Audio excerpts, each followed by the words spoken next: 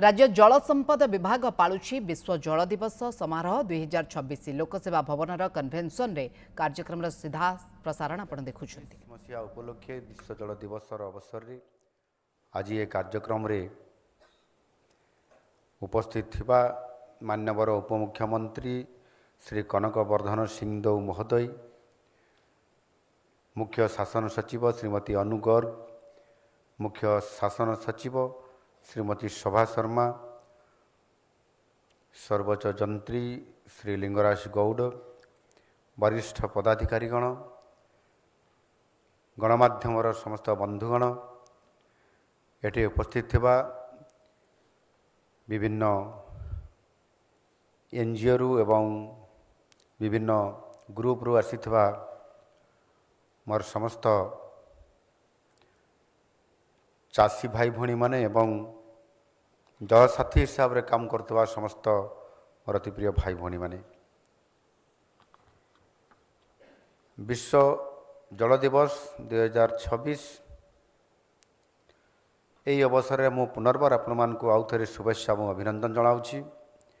जल होउची जीवनर मूलदुआ, यार सुरक्षा आम समस्तंकर परम कर्तव्य।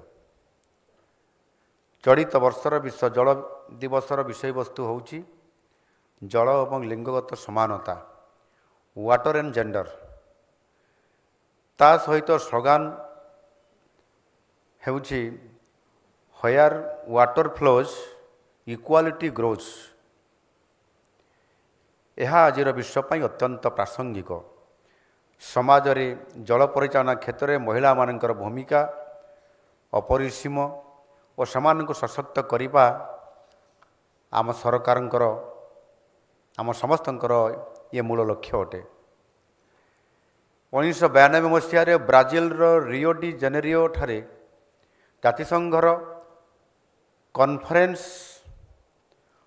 ऑन एनवायरनमेंट एंड डेवलपमेंट अनुष्ठित होता। यही कॉन्फ्रेंस रे विश्व जल दिवस पालन करने गोटे प्रस्ताव आसीथिला। तेणु जातिसंघ द्वारा प्रणोदित विश्व जल दिवस 1993 रु प्रति वर्ष मार्च 22 तारीख रे यह सारा विश्व रे प्रति देश रे प्रति अंचल रे प्रति राज्य रे पालन करा जाई आसुअछि। जलर उत्कट अभाव एवं जल प्रदूषण क्रमागत वृद्धि जोगु जन सचेतनता पाई मुख्यतः आज दिवस को पालन करा जाउछि। सस्टेनेबल डेवलपमेंट गोल 6 को हासिल करिबा अर्थात 2030 सुधा समस्त को विशुद्ध जल एवं परिमल व्यवस्था को सुनिश्चित करिबा। किंतु यह एते सहज मध्य नुहे। आम जमिति कहउछंती जे समस्त को 2030 सुधा विशुद्ध पानीय जल एवं परिगण व्यवस्था को पूर्ण करिबा। यह एइथिपाई सहज नुहे कारण विश्वर मात्र 3.0% जल व्यवहार योग्य। एहाठारु आहुरी गंभीर विषय जे विश्व रे उपलब्ध जलर मात्र 0.006% जल को पानीय जल भावे व्यवहार करा जाई पारिबो। प्रधानमंत्री नरेंद्र मोदी जी दूरदृष्टि संपन्न नेतृत्व रे जल जीवन मिशन देश रे एक विप्लव आज आनी पारिछि। प्रति घर को पाइप जोगे विशुद्ध पानीय जल हर घर जल पहुँचाई महिला मानंकु दुखर मुक्ति देवा होउछि आमर संकल्प।